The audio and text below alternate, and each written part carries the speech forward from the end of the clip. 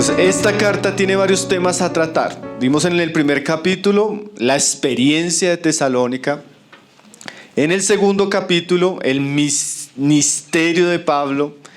En el tercer capítulo, pues las condiciones en las que se dio Pablo la carta y las exhortaciones de Pablo en cuanto a la santidad, ahí en los versos anteriores que veníamos estudiando.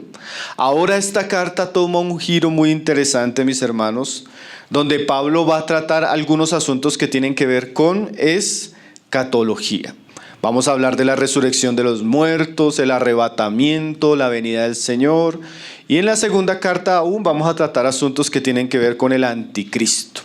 Entonces aquí Pablo va a hacer un cambio de tema. Por eso usted comienza a ver que el versículo 13 comienza diciendo lo siguiente, mostrando que va a haber un cambio de dirección. Dice, tampoco queremos, hermanos, que ignoréis acerca de los que duermen. O sea, hace tampoco nos muestra que Pablo iba en una dirección, exhortando a los cristianos acerca de la vida cristiana y aspectos que tienen que ver con la santidad. E inmediatamente gira a un nuevo asunto. Asuntos que tienen que ver, como lo decíamos, con los tiempos finales. ¿Y por qué uno va a entender que Pablo hace ese giro? Bueno, ahí la misma carta nos va a dar las razones por las cuales Pablo va a tratar ciertas cosas. Si ustedes se dan cuenta, primero que todo ahí en el verso 18, al final de la carta, dice lo siguiente. Primera Tesalonicenses 4:18, al final del pasaje que leímos hoy dice, por tantos alentados los unos a los otros con estas palabras. O sea, lo primero que vamos a ver es que el contexto donde se enseñan estas verdades es un contexto donde Pablo va a alentar a los hermanos. Él va a consolar la iglesia porque había una serie de miedos, de temores que habían venido a estos cristianos, especialmente uno entiende por la muerte que algunos estaban experimentando. Entonces Pablo va a enseñar estas doctrinas no solo con el deseo de que la iglesia tenga un conocimiento correcto de la doctrina escatológica, sino con el deseo de consolar a los cristianos que están enfrentando tribulación y muerte. Ahora, eso nos libra un poco del sensacionalismo que existe en algunos círculos evangélicos, donde las personas quieren aprender ciertos asuntos, por ejemplo, la venida del Señor, el rapto y el arrebatamiento, y ellos quieren aprender eso solo por curiosidad, ¿sí? Solo porque hay cierto deseo de entender ciertas cosas. Pero en la palabra nunca la escatología vino para satisfacer la curiosidad, o mucho menos vino para llevarnos a un sensacionalismo falso. La palabra tiene unos propósitos y por eso es muy bueno entender los versos en su contexto. Entonces, primero que todo, Pablo quiere consolar a la iglesia ante la muerte. Y lo segundo que vamos a ver también ahí en la segunda carta de Pablo a los tesalonicenses, en el capítulo 2, verso 1, también nos muestra la segunda razón por la cual Pablo quiere hablar a los tesalonicenses estos asuntos. La segunda razón tiene que ver con una falsa enseñanza. ¿Qué quiere decir eso? Los tesalonicenses, que eran cristianos nuevos, muy fervorosos, muy ejemplares, pero seguían siendo cristianos nuevos. Y cuando usted encuentra una iglesia o un cristiano nuevo, usted se va a dar cuenta que esa persona tiene vacíos doctrinales, que esa persona por su misma, su poco tiempo en el Señor, seguramente ya no tiene una doctrina completa, ya interiorizada, ya entendida, ya guardada. Ahora, en aquellos días, pues con Tesalónica sucedía eso, pero si usted se da cuenta, son pocas las iglesias, por ejemplo, en nuestros días, donde los cristianos tienen una doctrina fuerte, una doctrina congruente, una doctrina sólida. Si usted a veces le pregunta a muchos cristianos que llevan 20 años en el Señor ciertos asuntos, ni pueden responder. Entonces, si eso pasa en cristianos que llevan 15 años, imagínense en cristianos que llevan meses. Ellos no entienden muchas cosas. Entonces, al no entender muchas cosas, cuando llegaban falsos maestros o profetas, podían ser confundidos. Entonces, otro de los aspectos por los cuales Pablo habla escatología a esta iglesia es evitando las malas interpretaciones en cuanto a los eventos que Pablo va a mencionar. Dice ahí en el capítulo 2, verso 1, la segunda carta: pero con respecto a la venida de nuestro Señor Jesucristo y a nuestra reunión con Él, os rogamos, hermanos, que no os dejéis mover fácilmente de vuestro modo de pensar, ni os conturbéis, ni por espíritu, ni por palabra, ni por carta como si fuera nuestra, en el sentido que el día del Señor está cerca. Nadie os engañe en ninguna manera.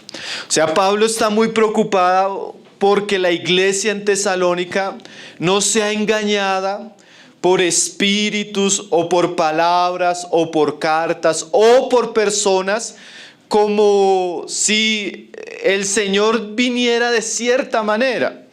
Y era que ya en aquellos tiempos ese mensaje a veces, sí, sensacionalista, ese mensaje conspiracionista, ese mensaje a veces exagerado o desequilibrado en cuanto a la venida del Señor, ya existía.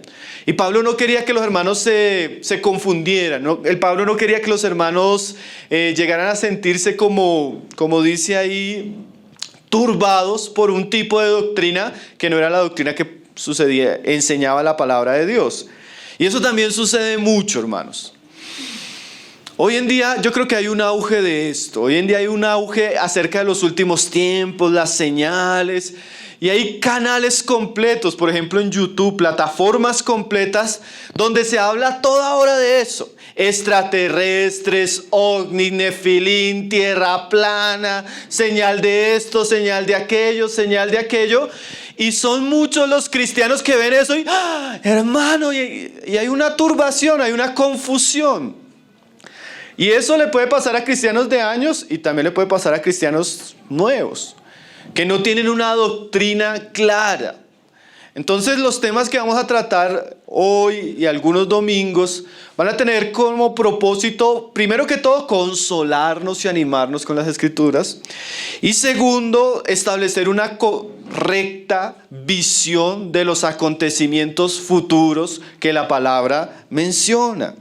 Entonces Pablo tiene dos propósitos: consuelo y claridad. Amén. Entonces vamos a volver al capítulo 4 y vamos a considerar un poco ahora sí los versos que vamos a tener. Primera de Tesalonicenses 4:13 dice: tampoco queremos, hermanos, que ignoréis acerca de los que duermen. Pablo no quiere que los hermanos ignoren una serie de asuntos que Pablo va a explicar. Él comienza con la resurrección. Tal vez es el punto inicial y el foco de Pablo. Pablo no quiere que los hermanos sean ignorantes en ciertas cosas.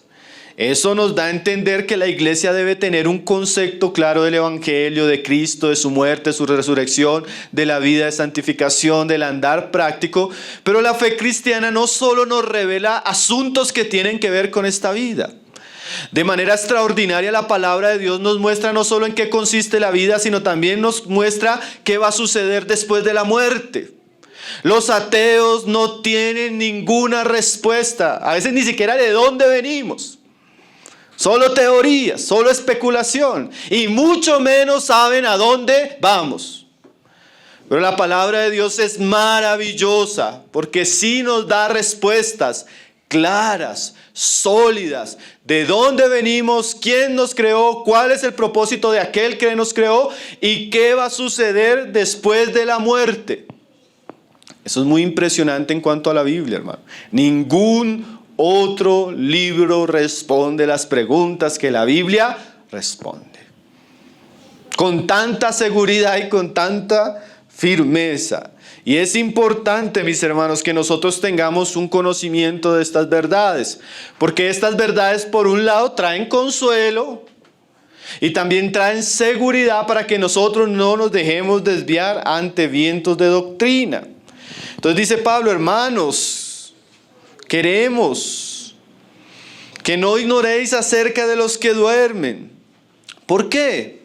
Dice Pablo ahí: para que no os entristezcáis como los que no tienen esperanza. O sea, esto que Pablo va a enseñar de la resurrección tiene que ver con un asunto de consuelo, en el sentido de que Pablo no quiere que los hermanos sufran o se entristezcan o se preocupen o no tengan consuelo cuando se enfrentan ante la muerte de otros cristianos. Era muy posible que por la tribulación algunos de los tesalonicenses tal vez hubieran partido con el Señor. Ellos sabían noticias, había muerto en Jerusalén, por ejemplo, uno de los apóstoles. Otros que iban en campañas misioneras a veces eran crucificados, decapitados, azotados. Y no solo eso, la muerte común también asediaba a la iglesia. Los cristianos de aquellos días también se enfermaban, también se morían. Entonces, cuando los cristianos se enfrentaban a esta realidad, posiblemente, al no tener un conocimiento de estas verdades, su corazón se llenaba de tristeza. Pero Pablo dice, no os entristezcáis como los otros que no tienen esperanza. Si bien la tristeza aún en un ambiente cristiano o en personas cristianas es normal en el momento de la muerte, el dolor, la separación, la aflicción que trae la muerte normalmente, también la experimentamos como cristianos, pero no deberíamos experimentarla en la misma medida de aquellos que no tienen esperanza. No deberíamos experimentarla en la misma medida de aquellos que no conocen a Dios. Porque definitivamente si hay algo que es trágico para el hombre, sin Dios, sin Cristo, sin la palabra, sin esperanza, es la muerte. La muerte para el hombre es un enemigo cruel, hermano. Un enemigo inesperado, un enemigo trágico. Los hombres no saben lidiar con la muerte. ¿Sí? Los hombres no esperan la muerte y la muerte les persigue. Y cuando llega la muerte, pues el hombre del mundo no tiene respuestas, no tiene explicaciones, no sabe qué pasa con la persona que está enfrentando la muerte. Y es hasta difícil, hermano. A mí me han invitado dizque, a presidir funerales de personas que no son cristianas.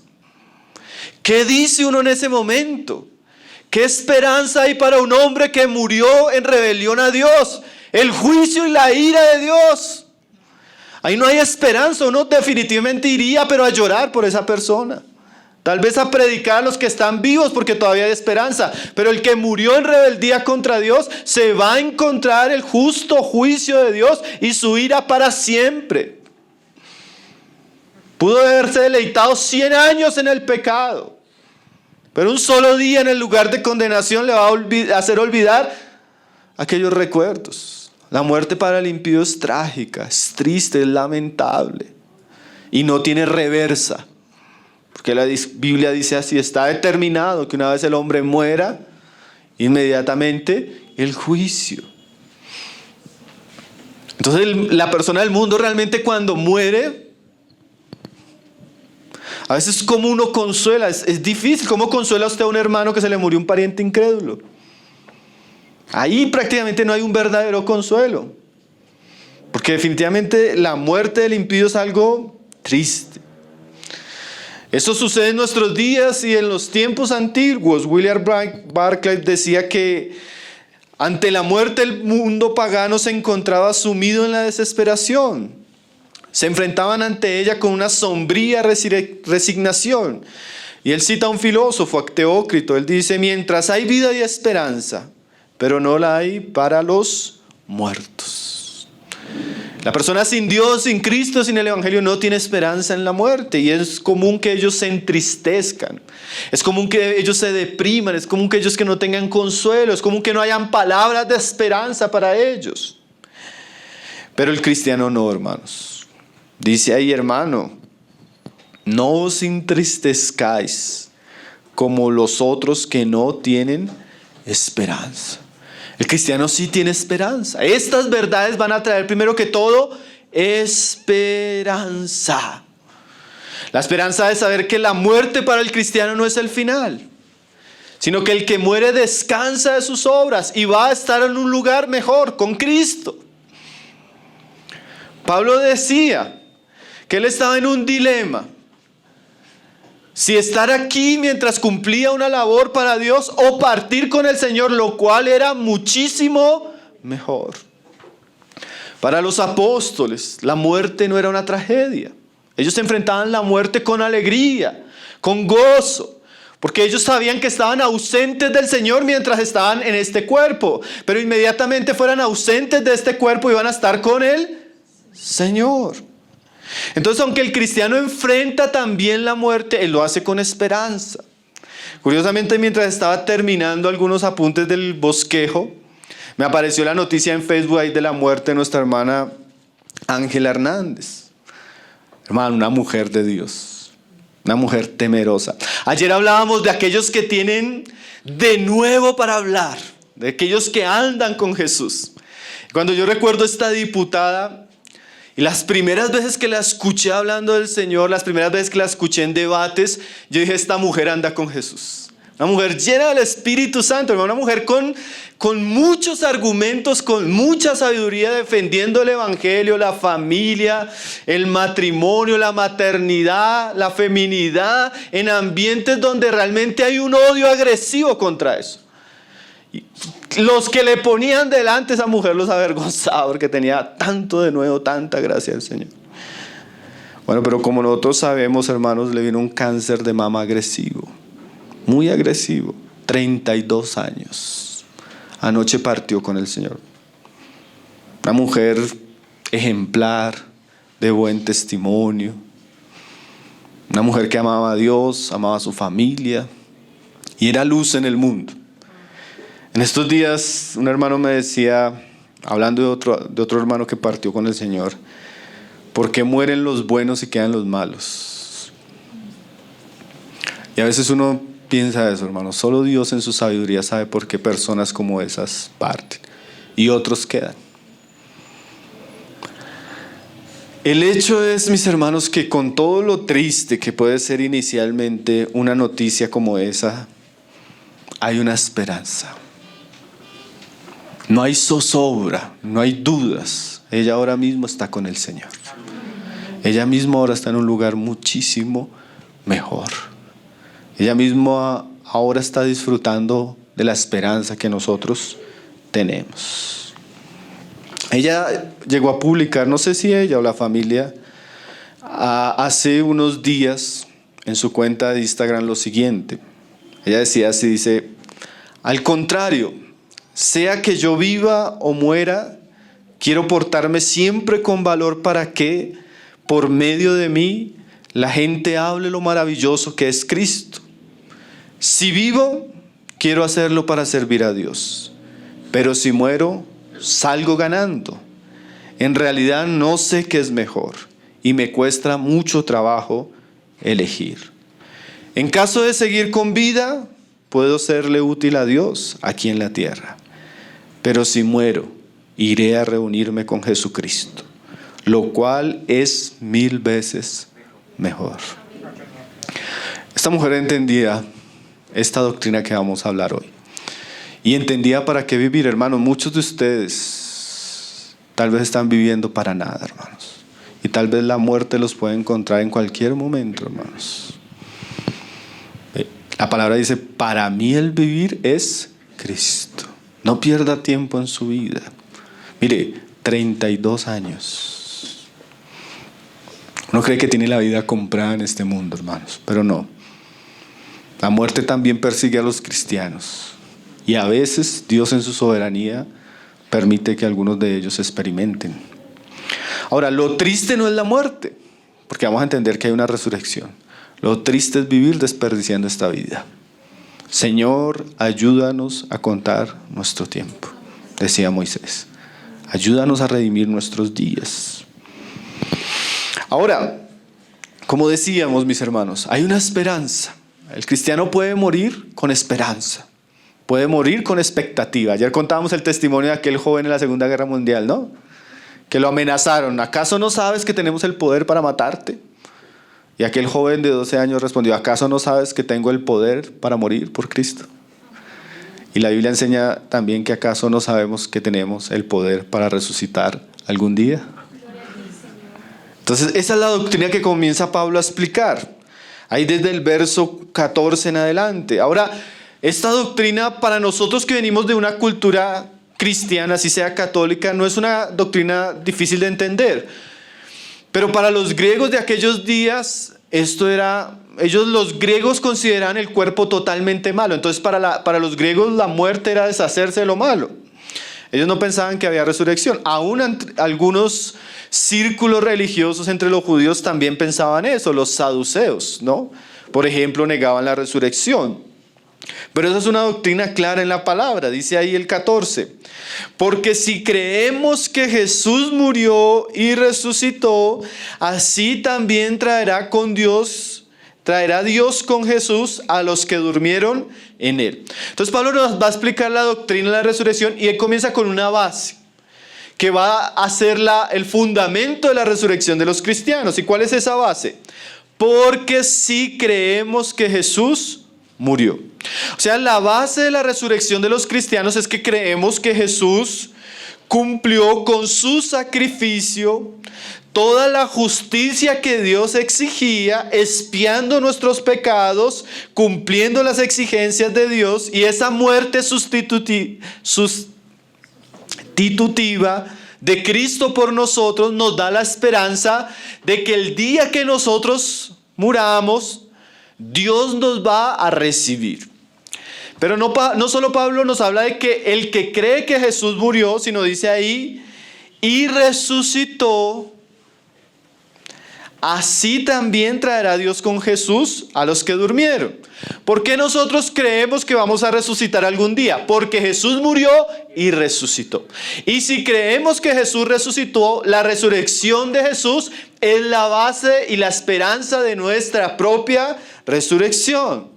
O sea, sería incoherente que un cristiano diga, no, yo creo que Jesús resucitó, pero no creo que nosotros vayamos a resucitar.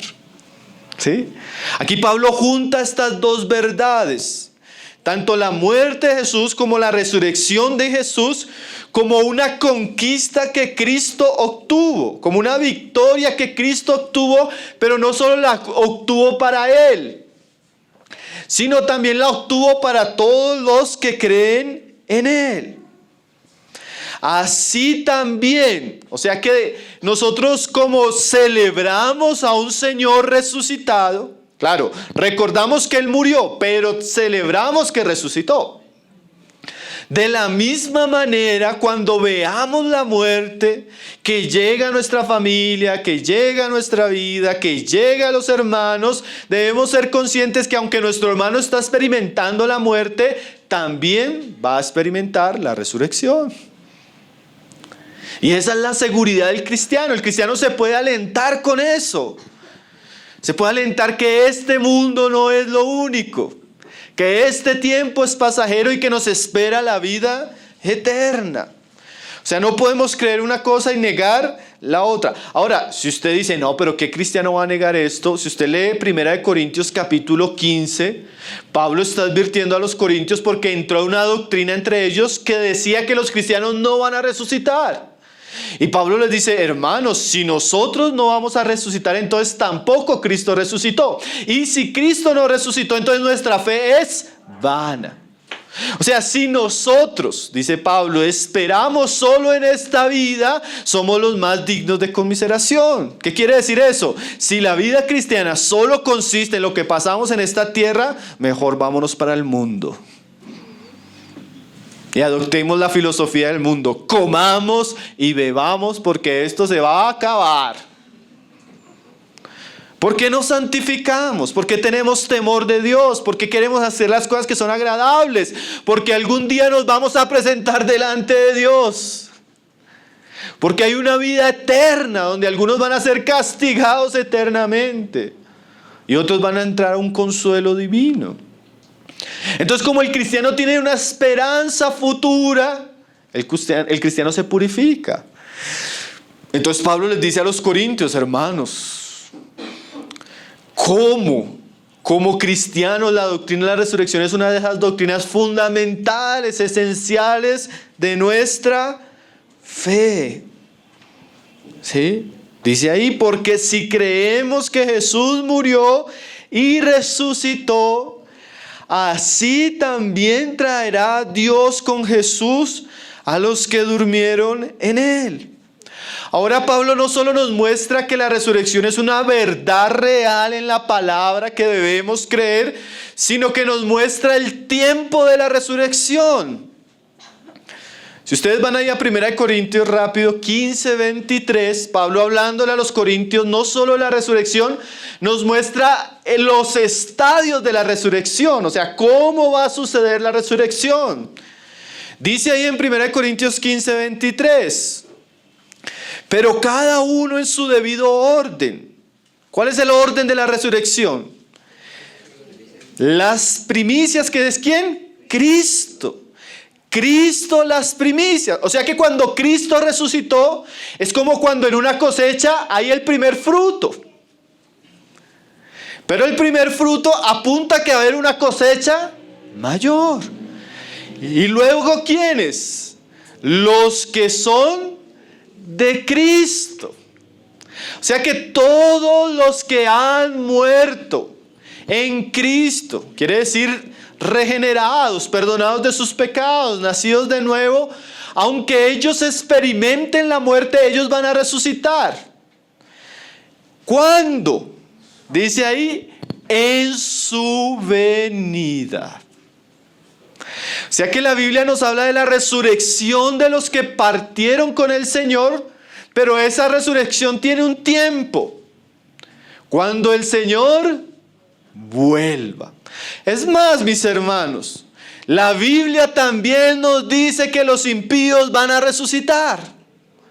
Solo que van a resucitar para ser condenados. ¿Y cuándo va a suceder eso? Apocalipsis nos dice que después de los 1000 años, todos los muertos, ahí sí son los que son sin Cristo. Los que están en el Hades, los que están en el mar, los que están, dice que van a ser resucitados para ser juzgados en el juicio del trono blanco. Ahora, Pablo está en el foco de la resurrección de los cristianos. Nosotros tenemos la esperanza que cuando el Señor regrese, como gran parte de los acontecimientos que van a suceder en el retorno de nuestro Señor Jesucristo, Él va a traer a aquellos que murieron con Él. Ese día, el día de la venida del Señor Jesucristo, también va a ser el día de la resurrección de los santos. Y Pablo nos va a explicar eso. Dice ahí en el verso 15, 1 de Tesalonicenses 4. Dice, por lo cual os decimos esto en palabra del Señor. Esto que estamos leyendo, hermanos, no es palabra de hombre. Son palabras del Señor. Quiere decir que Pablo está hablando de manera autoritativa. Quiere decir que Pablo está hablando de manera inspirada. Esto es palabra de Dios. En esto no hay negociación de, a mí me parece, a ti te parece. No, a mí no me parece. No importa si te parece o no te parece. Es la palabra de Dios. Esto que vamos a leer es palabra de ¿quién? Del Señor. Eso es muy importante, hermano, porque ahí estamos a entrar a asuntos difíciles. Un poco de controversias y discusiones que hay en cuanto a estos asuntos. Pero lo que vamos a leer acerca del arrebatamiento, de la resurrección y la venida del Señor, son cosas que la Biblia dice con mucha claridad. ¿Qué dice Pablo ahí? Que nosotros que vivimos, que habremos quedado hasta la venida del Señor, no precederemos a los que durmieron. Ahora Pablo nos habla de dos grupos entre los cristianos. Los cristianos que duermen y, como dice ahí Pablo, los que hayan quedado hasta la venida del Señor. O sea que Pablo sabía que en el transcurso de la primera y el retorno de nuestro Señor Jesucristo, o sea, su segunda venida, iban a haber cristianos que iban a morir. Pero también Pablo enseña que iban a haber cristianos hasta la venida del Señor Jesús. Entonces hay dos tipos de cristianos. Unos que mueren antes de que el Señor regrese y unos que van a estar en su regreso. Y lo que Pablo nos dice es que los que van a estar hasta su regreso que son los que van a experimentar el rapto o la transformación para recibir al Señor en el cielo, no van a preceder a los de la resurrección. Porque Pablo iba a explicar, ¿sí?, que nosotros que vivimos, Pablo tenía la expectativa de pronto que él iba a quedar hasta la venida del Señor. No precederemos a los que durmieron. O sea, los que van a experimentar el arrebatamiento no van a experimentar eso primero que los que van a ser resucitados. Eso Pablo ya lo había enseñado en otros lugares. Volvamos a 1 Corintios 15, versos 51 y 52, que es un pasaje paralelo, donde Pablo explica eso. Usted ahorita va a decir, pero ¿por qué el hermano está enfatizando tanto esto? Aquí hay algo clave, hermano. Aquí comenzamos a ver un orden de eventos. No va a haber resurrección sin que el Señor vuelva. Y no va a haber arrebatamiento primero que la resurrección y la venida del Señor. Mire esos acontecimientos. Mira lo que dice ahí 1 Corintios 15, 51. Aquí ya nos volvemos un poco más escatológicos. Dice, he aquí os digo un misterio, porque esto no era muy entendido. Pablo es uno de los que nos habla claramente. Ahora, Daniel ya lo decía y Jesús también lo decía. Pero esto que va a enseñar Pablo no era algo que ni siquiera los judíos entendían. Esto vino como parte de la revelación de Cristo para su iglesia. Dice, no todos dormiremos. O sea, Pablo les dice a los hermanos, no piensen que todos van a morir. No todos van a morir. Pero todos seremos transformados. O sea, va a haber un momento en que no todos mueran, todos vamos a ser transformados. Unos a través de la resurrección y otros a través del arrebatamiento. Y dice ahí, en un momento. Ahora, en un momento, no en varios momentos. Ahí yo comienzo a meterme en problemas con los que tienen una cierta tradición evangélica. La venida del Señor, la resurrección de los muertos y el arrebatamiento va a suceder en un momento. Son eventos simultáneos. Son eventos que están ligados, que no podemos poner uno antes del otro ni uno después del otro cuando la Biblia los ubica en un orden. Dice ahí, en un momento, en un abrir y cerrar de ojos. Aquí Pablo mete otra frase que vamos a ver ahorita también. A la final trompeta. Porque se tocará trompeta. No a la primer trompeta. No a la segunda trompeta. A la final trompeta. Apocalipsis nos habla de las trompetas que van a ser sonadas antes de la venida del Señor Jesús. ¿Y son cuántas? 7 trompetas. Y Pablo nos dice que su venida va a ser a la final trompeta. Y no va a ser o no va a haber un arrebatamiento ni una resurrección antes de la final trompeta, sino a la final trompeta. ¿Qué va a suceder cuando suene la trompeta? Dice ahí, y los muertos serán resucitados incorruptibles.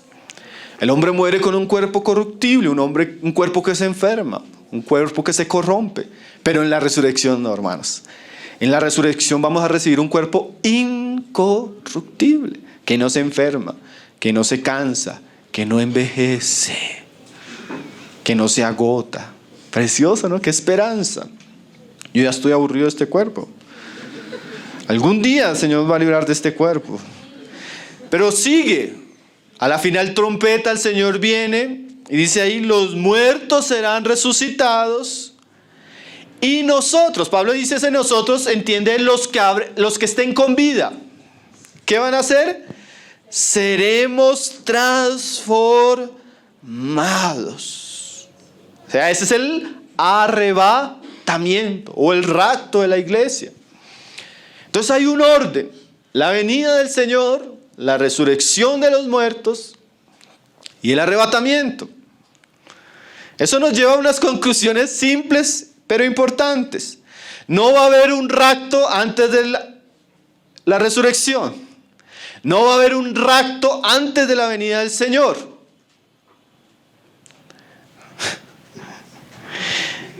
¿Y la venida del Señor cuándo es? A la final, trompeta.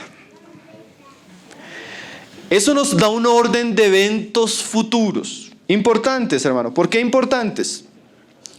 Porque la iglesia tiene que tener una expectativa de cosas que van a suceder. Pero en esas cosas que Dios ha dicho que van a suceder, la Biblia tiene un orden.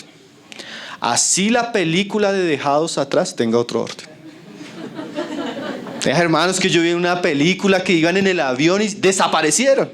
Apareció la ropa ahí doblada. Bueno, pues la película puede decir eso, pero no es lo que dice la película, mi hermano. Porque es que muchos cristianos tienen una escatología basada en películas.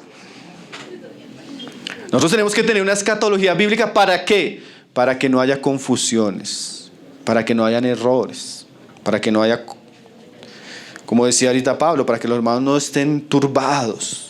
Entonces volvamos ahí a 1 Tesalonicenses 4:15. Y dice: por lo cual os decimos esto en palabra del Señor, que nosotros que vivimos, que habremos quedado hasta la venida del Señor, no precederemos a los que durmieron. Ahora otra cosa interesante que Pablo dice ahí: que habremos quedado hasta la venida del Señor. Van a haber cristianos que van a estar hasta la venida del Señor, con lo que eso conlleva. ¿Por qué?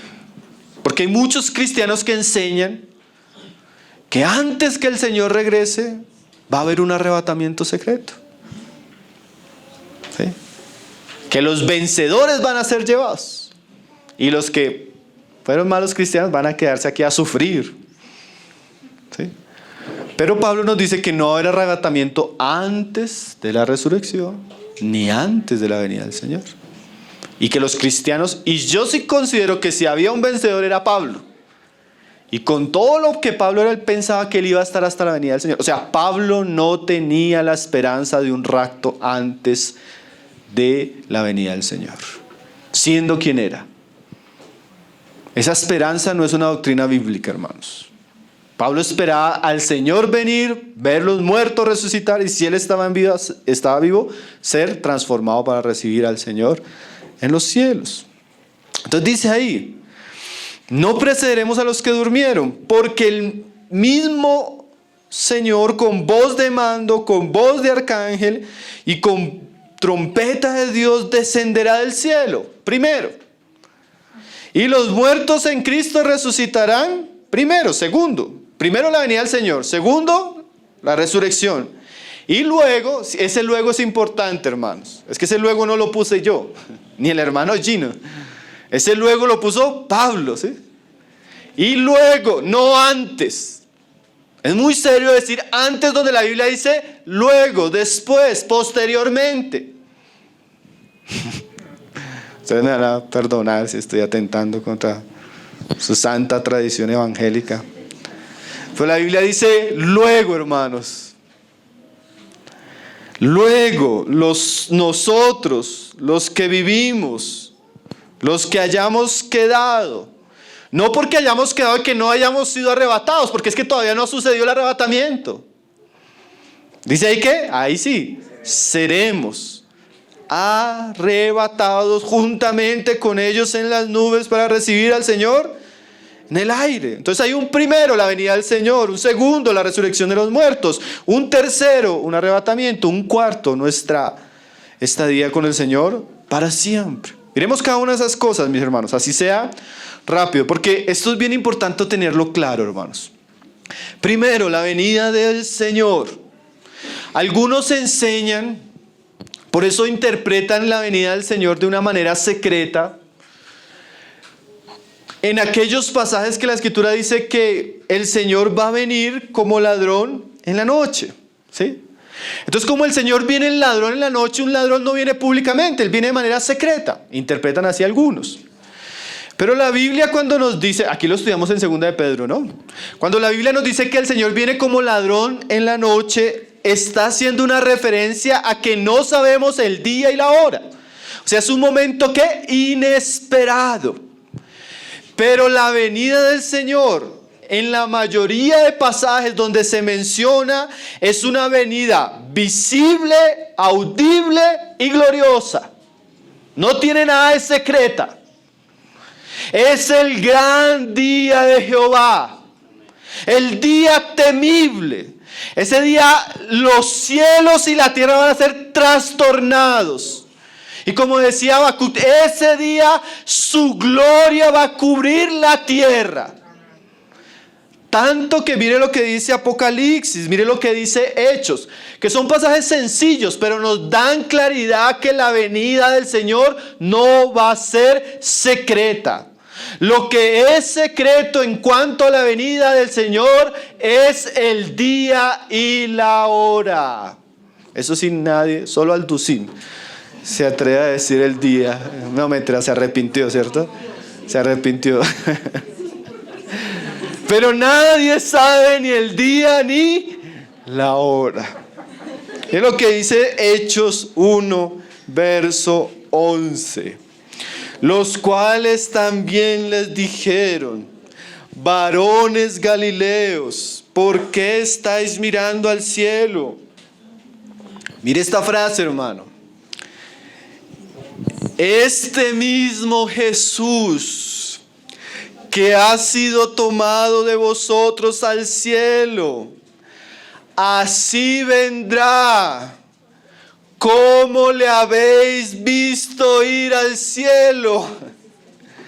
O sea, el regreso del Señor, ¿cómo va a ser? Como ellos le vieron irse, así le verán venir. ¿Saben de dónde viene la herejía de una venida del Señor secreta? De los adventistas y de los primos hermanos de ellos, los testigos de Jehová. ¿Y saben por qué ellos interpretaban eso, hermano? Porque estos movimientos que comenzaron con unas falsas profecías señalaron fechas específicas para la venida del Señor. El Señor viene en tal fecha. Entonces cuando los adventistas cogieron y vendieron casas, vendieron todo, y cuando se fueron a la montaña a esperar, no vino. Entonces el profeta, nos descachamos. No, es que la cuenta fue mal porque los días de la semana fue tal fecha. Y llegó la segunda fecha. Y ahí viene, ¿qué pasó? No vino. Entonces la solución fue fácil. No, el Señor nos mostró que es que hay dos venidas. Una secreta al santuario y una visible. Ahí comenzaron esas interpretaciones, hermano.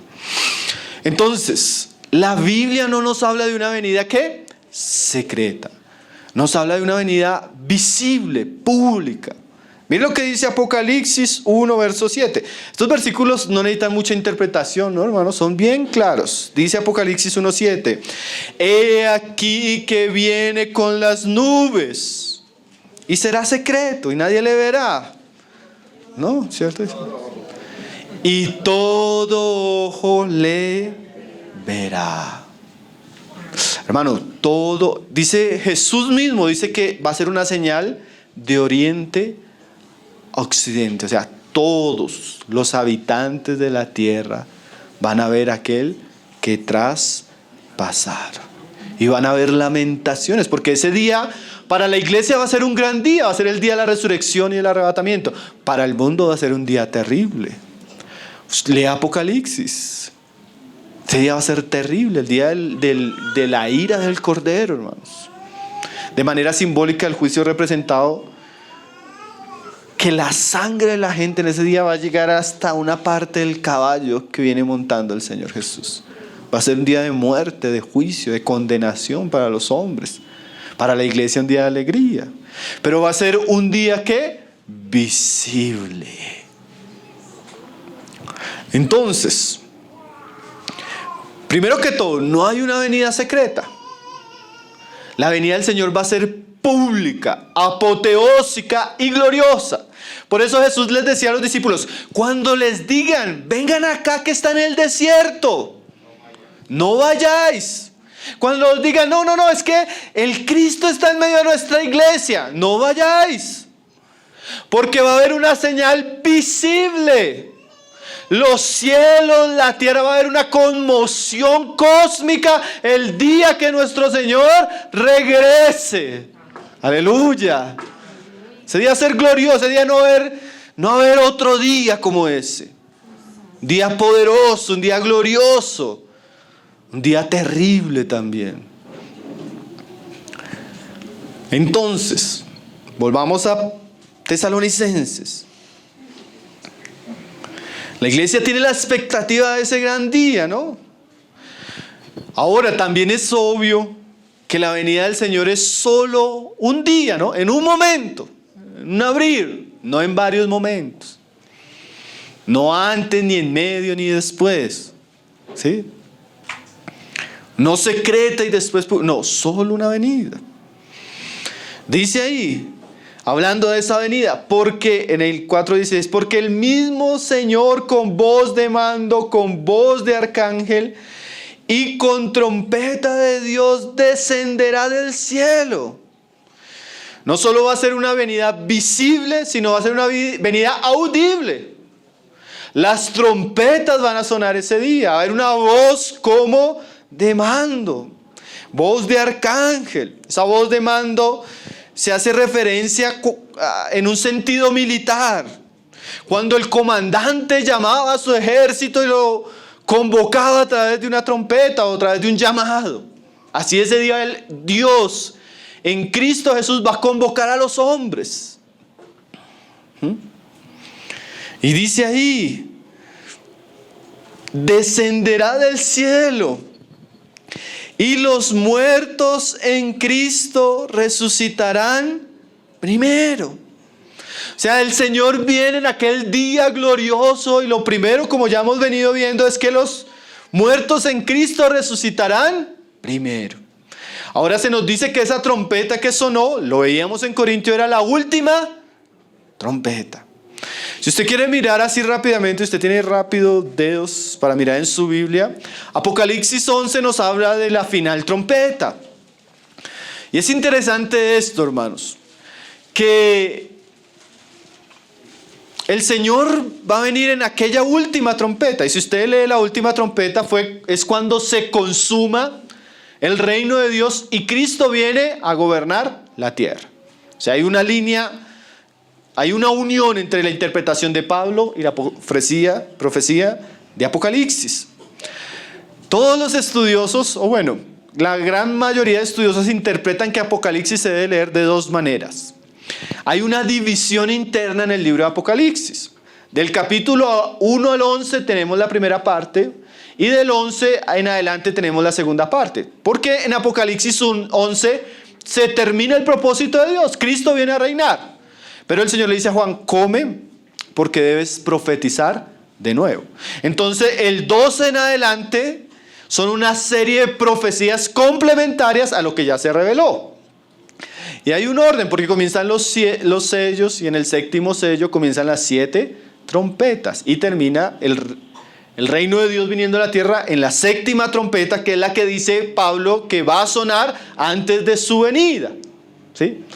Pero ¿por qué yo quiero mencionarles esto? Esto lo vamos a ver un poquito más a profundidad los otros días, pero si usted mira la séptima trompeta y en el verso 15 dice, y el séptimo ángel tocó la trompeta y hubo grandes voces en el cielo que decían, los reinos del mundo han venido a ser de nuestro Señor y de su Cristo y Él reinará por los siglos de los siglos. Amén.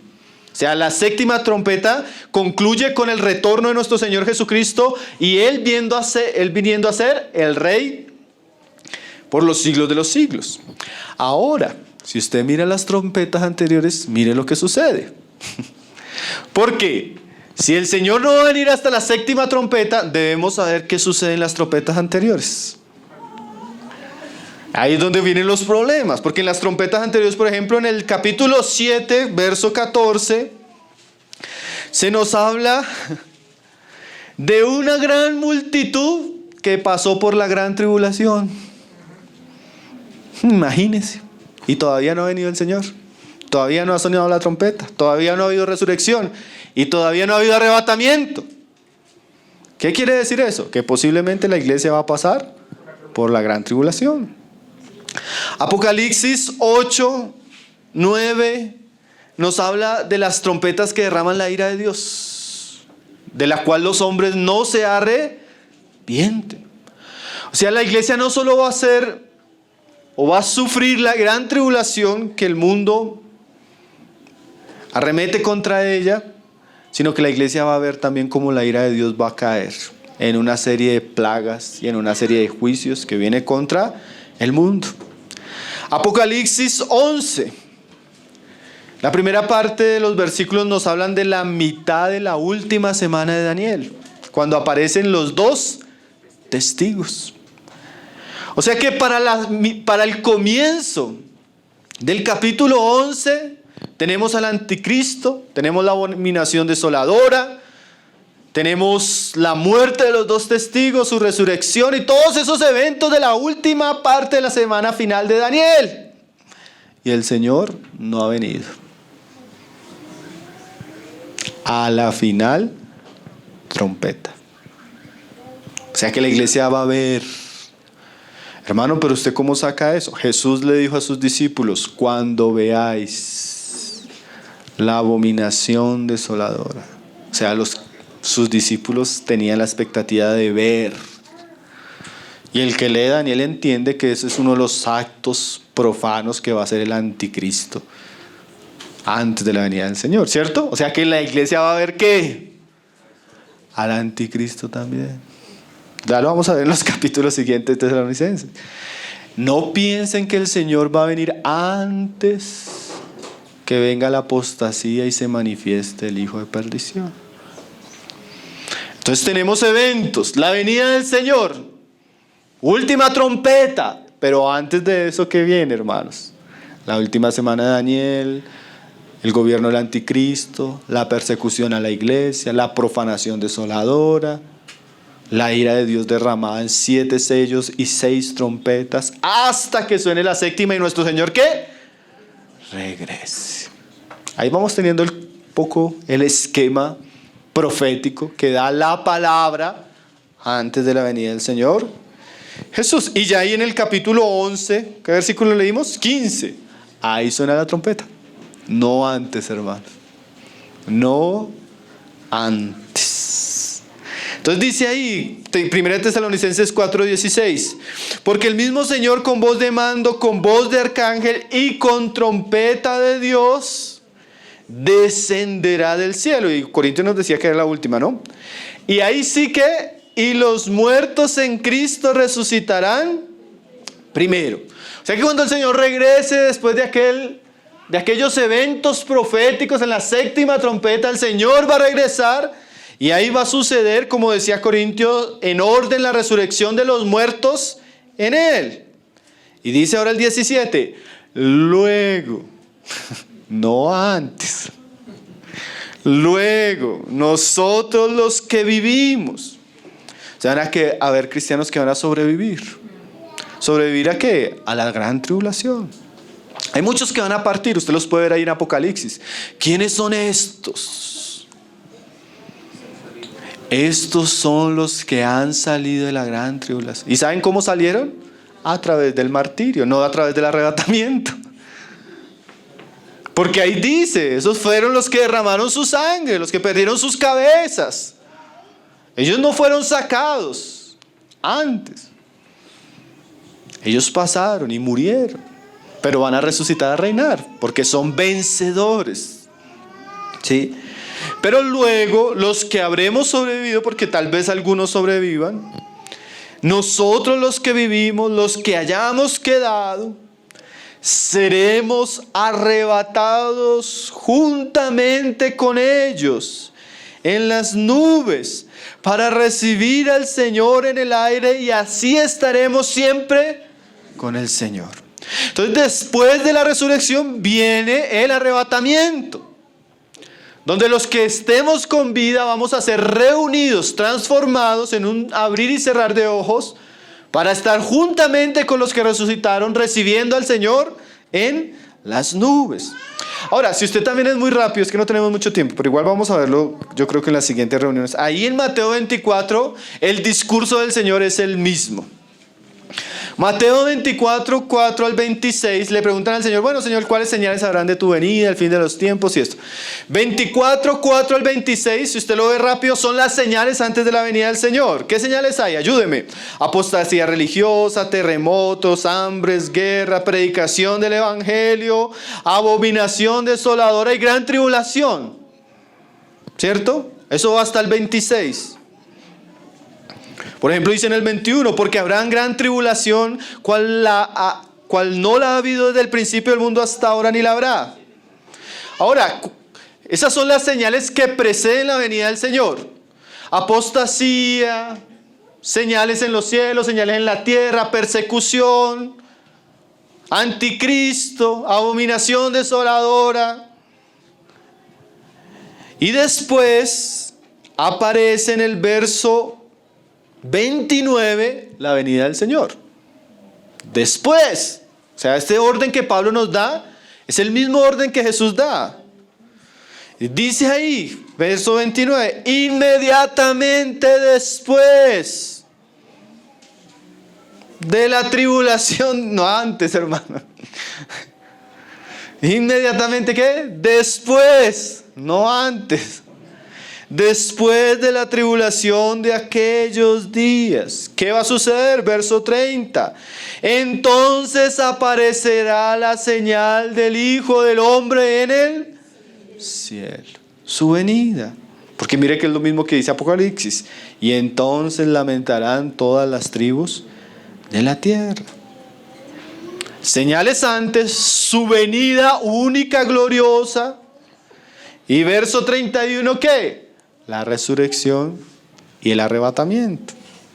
Y enviará, dice el 31, a sus ángeles con gran voz de trompeta y juntarán a sus escogidos de los cuatro vientos desde un extremo del cielo hasta el otro. No hay que ser un gran intérprete, hermanos.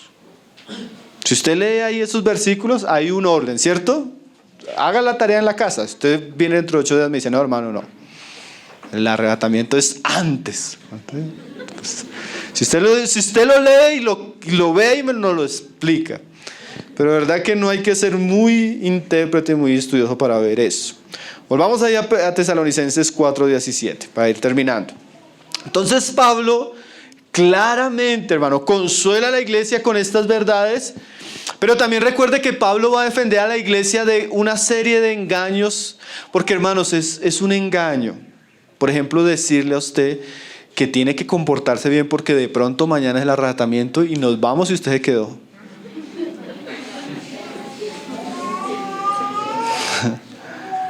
La Biblia no hace ese tipo de exhortaciones, hermano. Usted tiene que comportarse todos los días bien. Pero no hay tal expectativa de que unos cristianos van a ser tomados y otros van a ser dejados. La Biblia no enseña eso. Porque de por sí el arrebatamiento no es un premio. Simplemente es el recibimiento de la iglesia al Señor. Y cuando seamos recibidos con Él, estaremos con Él. Pero ese día también algunos van a ser recompensados. Ahí entra el tribunal de Cristo. Nosotros lo recibimos para recibir recompensa y otros para pagar según lo que hayamos hecho. Y ahí van a estar todos. ¿Sí?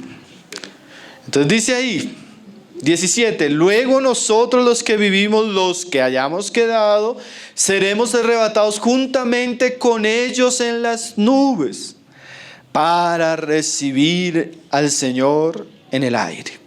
Esa palabra recibir en el griego, tipo de, como el griego habla de una reunión, pero usa un sentido bien interesante el texto.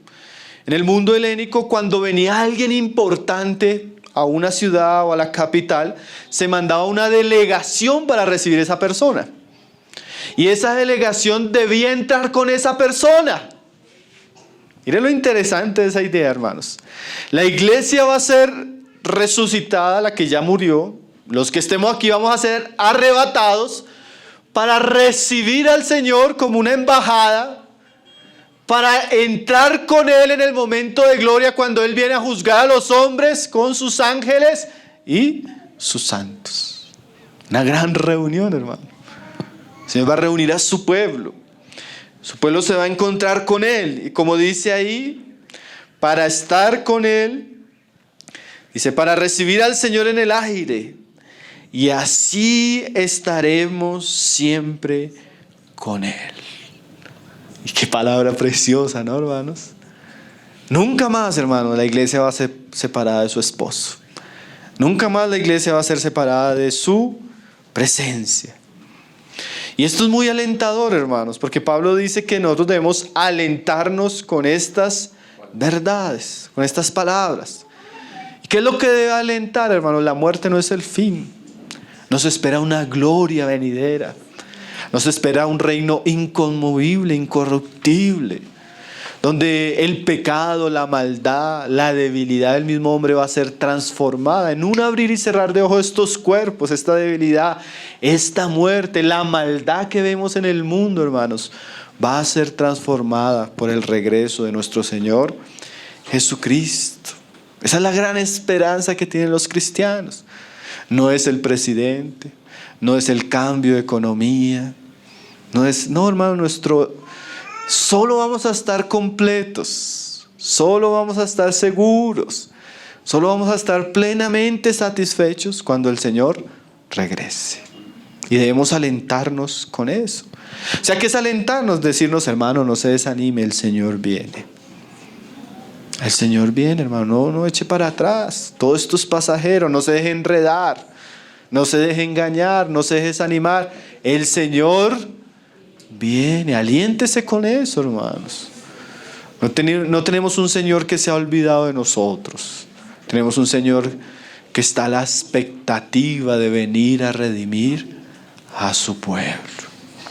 Y por otro lado, dejemos de ver películas. No, mentiras, miremoslas, pero miremoslas a la luz de la palabra. Necesitamos tener una doctrina acerca de los últimos tiempos bíblica. La palabra de Dios es bien clara en cuanto a los eventos futuros. Ahora, también evitemos la especulación, evitemos ese ambiente conspiranoico que hoy está tan... No, que se cayó un perro de tal lado, eso es una señal, porque comienzan a buscar la señal. Y no, que cosas raras, hermano. No, necesitamos centrarnos en la palabra de Dios y no dejarnos turbar por falsos mensajes. Entonces la carta toma un rumbo diferente en estos versículos, en estos capítulos. Entonces, bueno, vamos a tener un poco de enseñanza un poco más escatológica en cuanto a estos temas.